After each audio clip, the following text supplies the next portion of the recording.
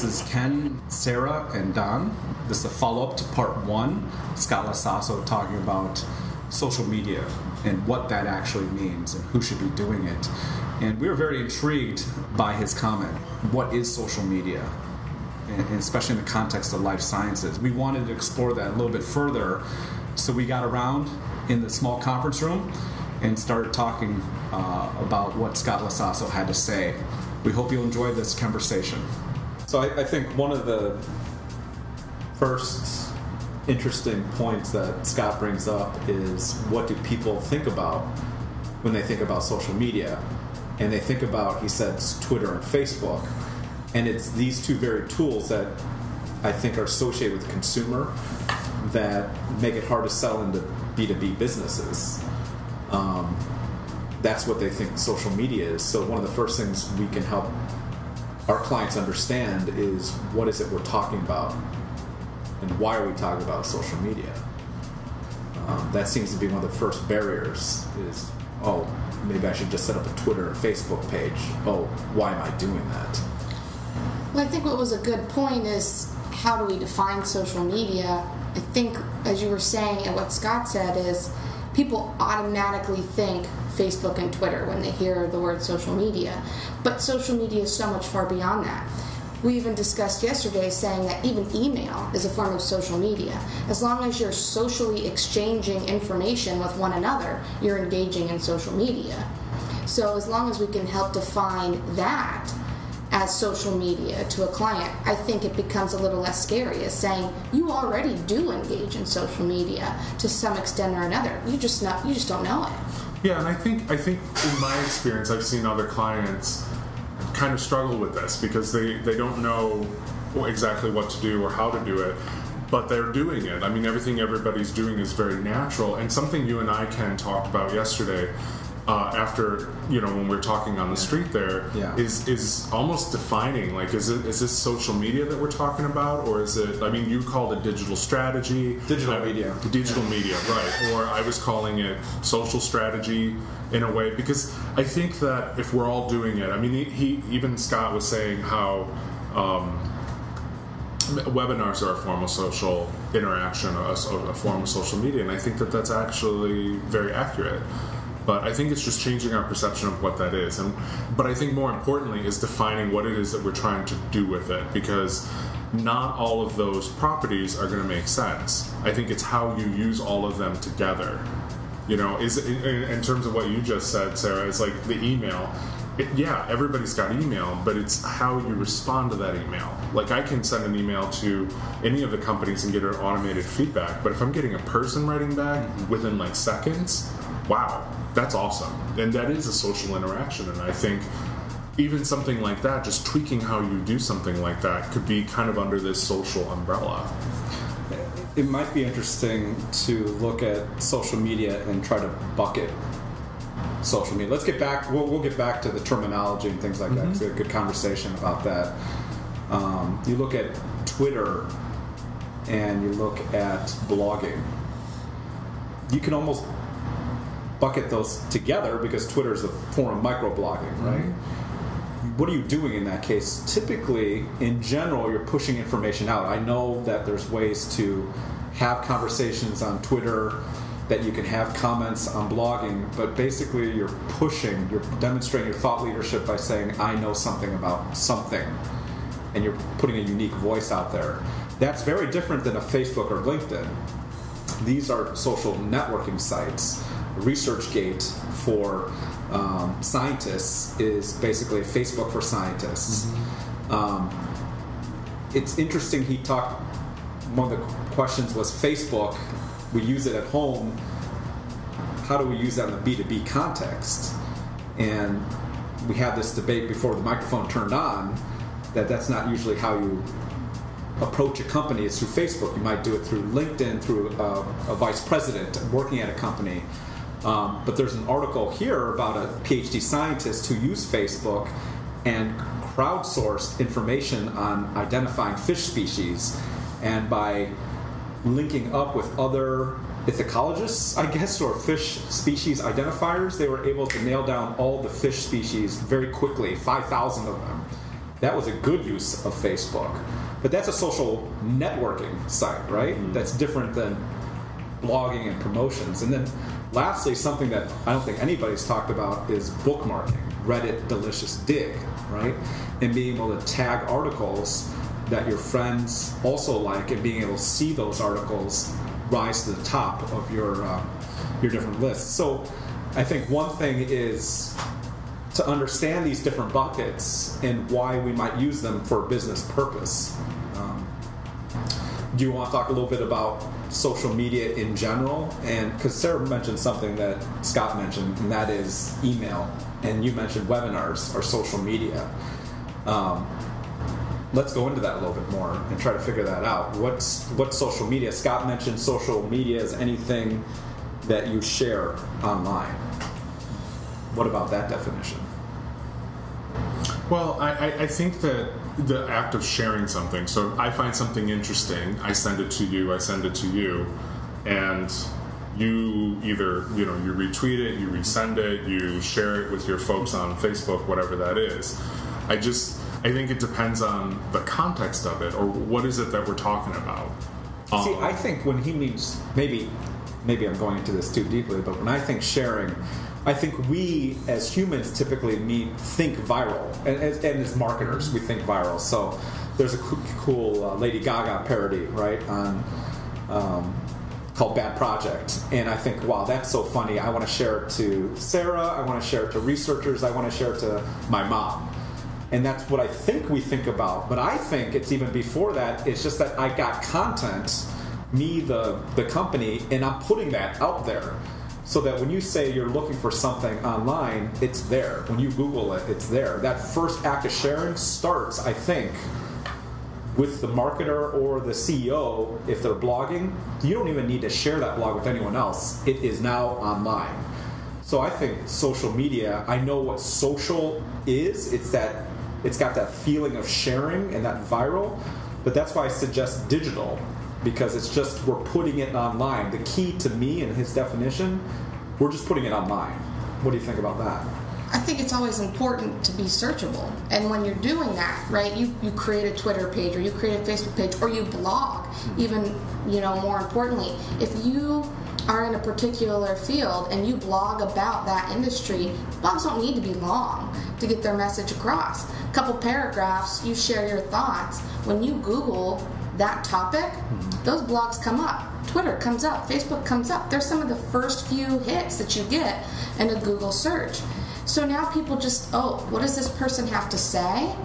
You might not get immediate sales or immediate return on investment, but what you're creating is awareness of your brand.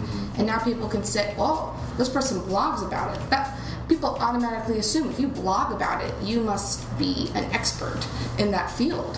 And they're just creating this opinion of your organization that could, in the long run, end up benefiting you. Maybe they don't need you now, but they're interested in you. They're seeking information about you. And as long as you provide a platform that gives them information, you've got them.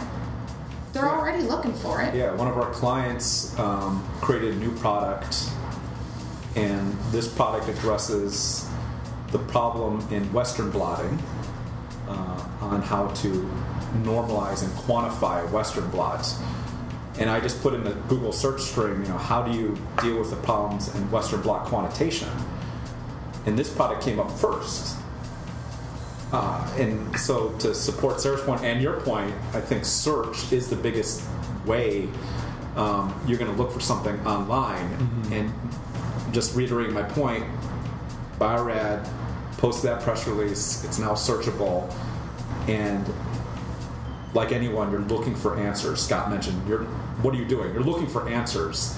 At that particular time, you're looking for answers. And when you're looking for answers, you better be there on the first page.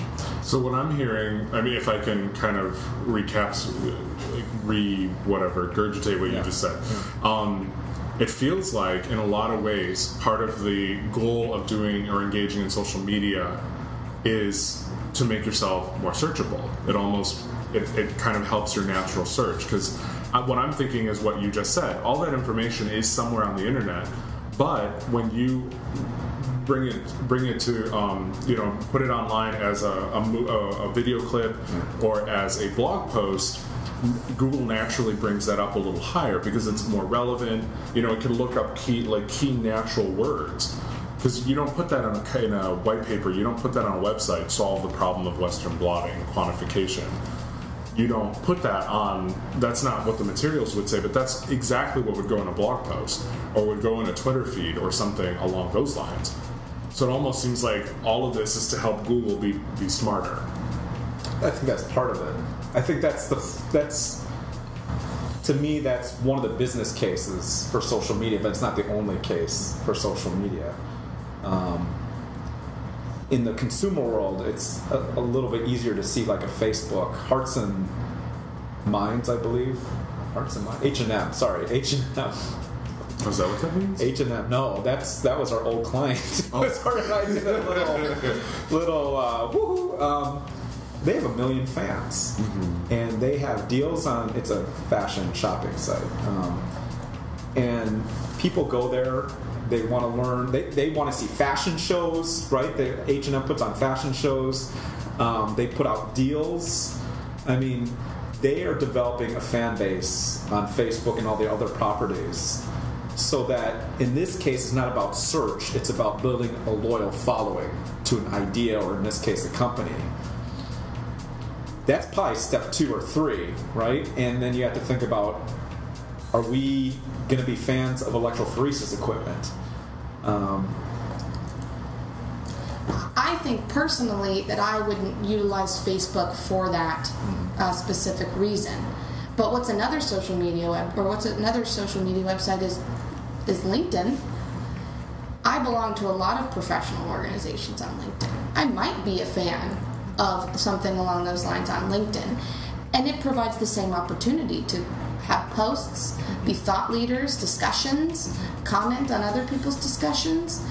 That's where I utilize those kind of business networking opportunities. Yeah, we just saw, Sarah and I work for a client called Macron Group. They're a microscope company.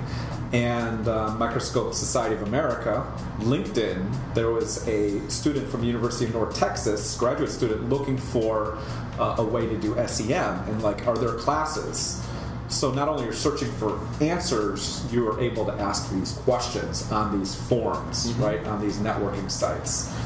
So there's another reason. I mean, Scott mentioned yesterday there are websites and machinery companies, and he actually sponsors one of them, but they are ranked very high, the questions and answers. And that's the same thing I see every time I ask something, how do you do this? A Yahoo form comes up really high, or in the science, molecular scientist or SciFinder form comes up very high. So, and I guess that goes back to searchable and making yourself searchable. But it's also, I think, if our life sciences companies can create an environment where they're building a following because they can answer those questions, whether it's Western blotting or whatever, and they could do it through LinkedIn, they could do it through Ning, whatever it is, then it's not just about being searchable, but being a place where scientists can come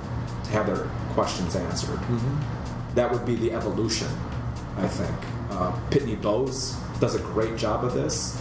They sell office equipment, our fax machines, and they've got a dedicated Twitter page to answering customer questions, and they have dedicated LinkedIn, or they have actually their own form of LinkedIn where people, office managers, can come and go, how do I insert a print cartridge? And either they can ask that question and admin immediately answers, or there's videos on that site.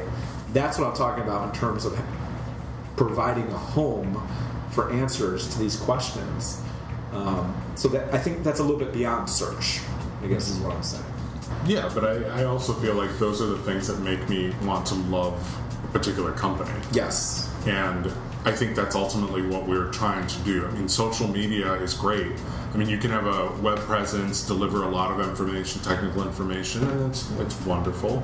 But I think now is the time to take it to the next level. I mean, it has been the time for a while now to take it to the next level. It's just how do we actually do that? And I think the biggest thing that feels like it's missing. A lot of websites feel like they're corporate brochures that have been digitized. Yes. And right now, it's how do we take that one step further and really bring, like our motto says, bring life to life sciences. How do you bring that life to the website? How do you bring that life to your brand, even more importantly, and build your brand in that direction?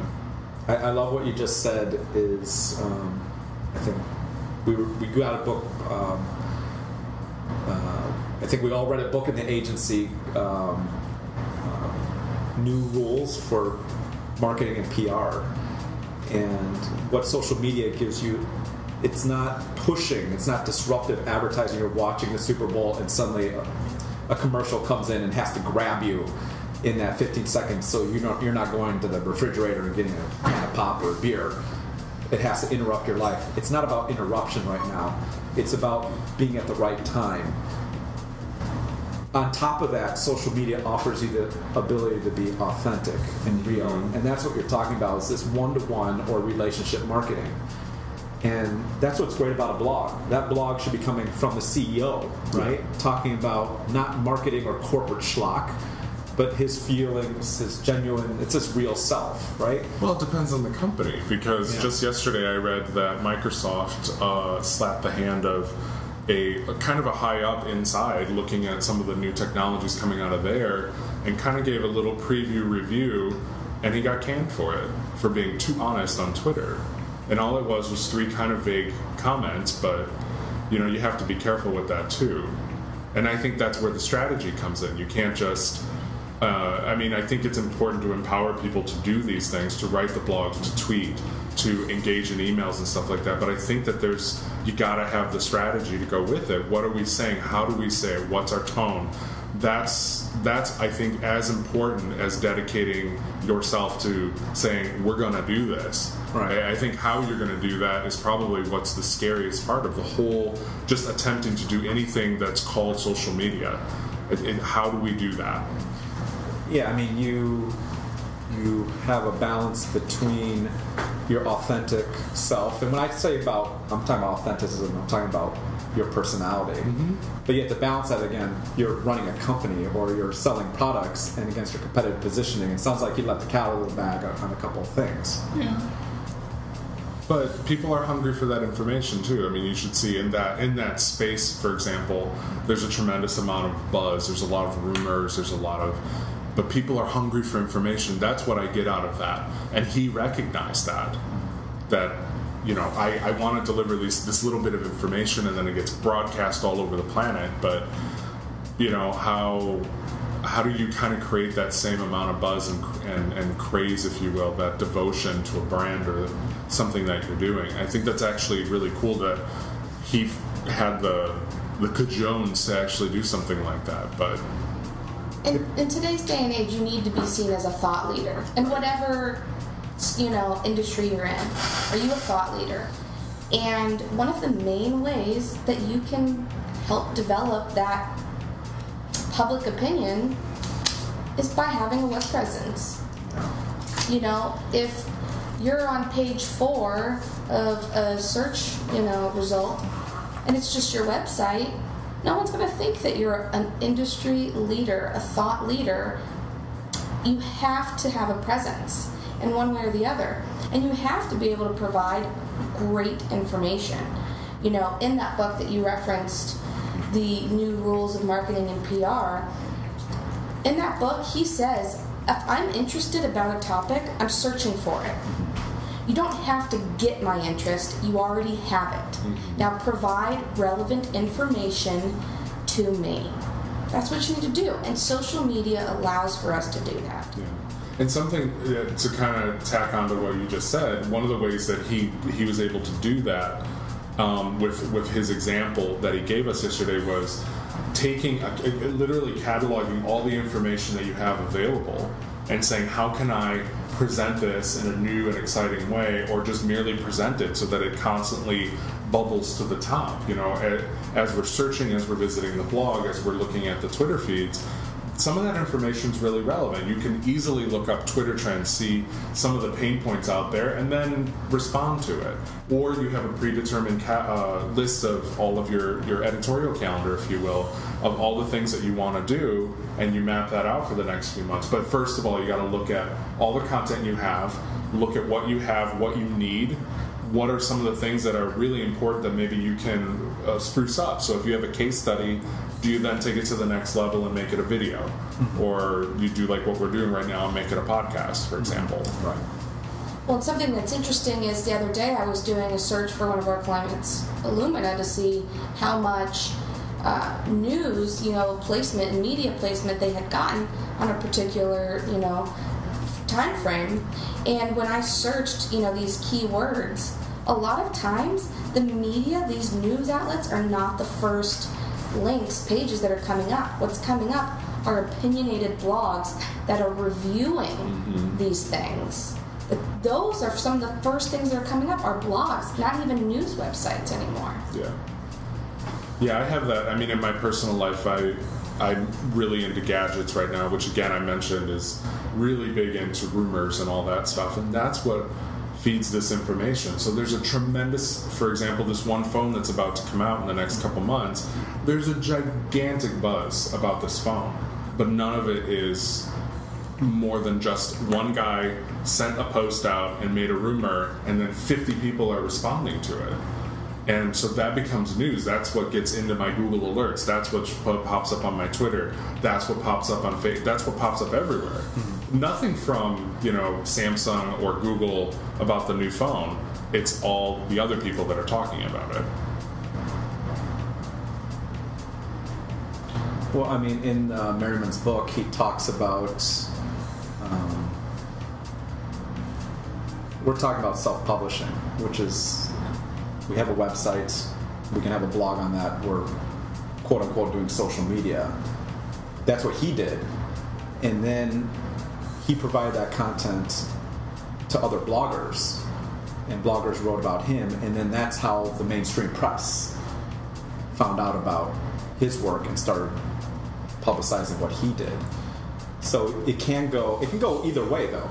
It can go from bloggers to Time Magazine, or it can go from Time Magazine and they can then write about, this is what research appeared in Time or New York Times. It can go both ways. Mm-hmm. What I'm trying to say there is media relations, what most people consider public relations, because that's a lot of what we do, is not dead.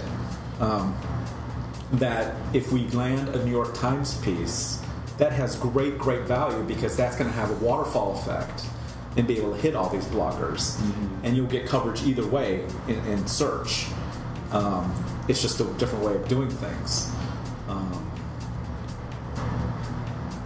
So to recap, social media, I guess, what I'm thinking is an extension of digital media. In digital media, we've had, you're going to have to help me out, Don, right? Listservs, right? That's 25 years ago, evolved into forums. Along the way, bulletin boards. Thank you. Bulletin boards, RIC chat, and then now they're forums or networking sites, discussion boards, email, being able to share something via email. That's all digital, right? I mean, online and offline might be two ways you look at it. Offline could be us meeting in person, us hosting a show, print advertising, and then you had a nice podcast on QR, being able to bridge between the print and digital worlds, right? And then you get into digital, and we talk about the webinars and the emails, websites, Twitter, LinkedIn, and things like that. So, I mean, if you were to look at the world like that, offline and online, which equals digital encompasses tools like Twitter, but it also encompasses other digital tools. You should have a digital marketing strategy, is what we're saying. Mm-hmm. I agree. I think that's the most important thing. You need to know what you're trying to do and accomplish before you can set out there. And I think once I like to look at things written down. And if it helps me kind of figure out what it is that I need to do next. Because if you just want to be in social media because you think that you need to, I think you need to kind of look at the business reasons why and treat it like any other tactic. But I think you absolutely need a strategy. You need education, and it doesn't have to be that complicated, and it can be rolled out in phases. But I think you got to have it written down. You got to look at it and then attack it bit by bit. But you got to have a strategy. Absolutely, especially with he's talking about B2B is a very complex sale, and so I think Merriman or somebody mentioned Merriman quoted an example of a very highly engineered bike that has a great web presence, and he was mentioning 5 touches in terms of getting a consumer to actually buy a bike. And I've heard a lot of different numbers in terms of the point is that you need to continuously touch and impress upon a person because they're going from those different stages, right? Awareness to being educated to intent to actually purchasing. Social media gives you the tools to reach out and touch someone all those different times. And then offline we talked about as well. Now you go to a trade show and you get to see that product in action being demonstrated by someone at that booth. Or then you go to another trade show and a scientist is talking about the research and I use this product in my research. That all ties into an integrated strategy that is to sell that product. And it's not just social, it's not just digital, it's that whole marketing strategy. Yeah, and that's something that he touched on yesterday that I thought was very interesting is in that case study that he talked about how using the metrics and the measurements in the background, he was able to help a client understand, for example, that there was one of his clients was looking for a particular product, and you could tell by doing an IP search as to who visited. Right. So they were able to narrow down who visited, to what company it was, what their company is all about, and say they're obviously interested because they're spending a tremendous amount of time doing research in this one section of our website. So they were able to do a follow-up or not even a cold call at that point. I mean, it's kind of a warmish call from the salesperson to the company, and ended up landing a multi-million-dollar deal out of it.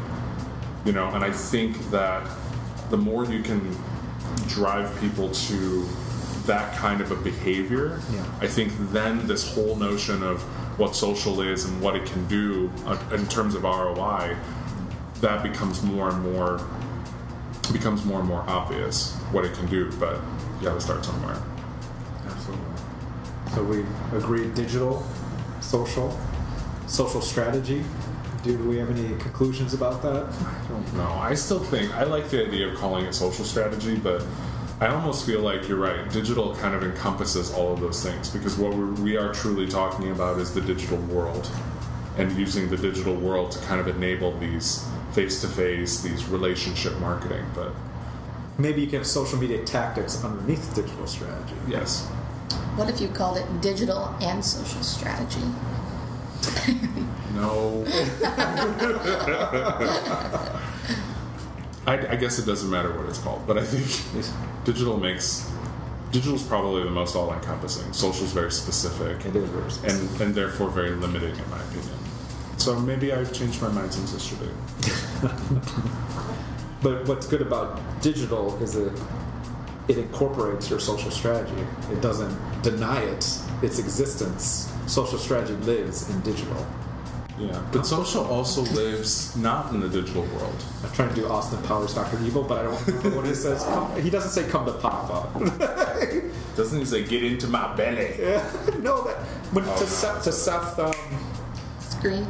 Seth Green, he's like Dr. Evil's like, come to Daddy. Do you remember that? Oh, but he doesn't. I don't know if he says come to Daddy. That's what you should. That's what you should be for Halloween. He's Dr. Evil. I can't. Will you do it? Will you do it? Get like a bald-headed cat. Yeah, you should do that. Okay. Well, I was an antibody one. Yes. That would be fun too. Yeah. I could be something really gross. Yeah. You could be a bloodstain. That's pretty gross. I'd have to be really flat for that. I'm not flat. Oh. So this concludes our roundtable discussion on social media. Please feel free to join the conversation online with us, you are welcome to tweet at competitive, or you're always welcome to email any one of us to ask questions or just join in. Thank you very much, and we hope to hear from you soon. Thanks.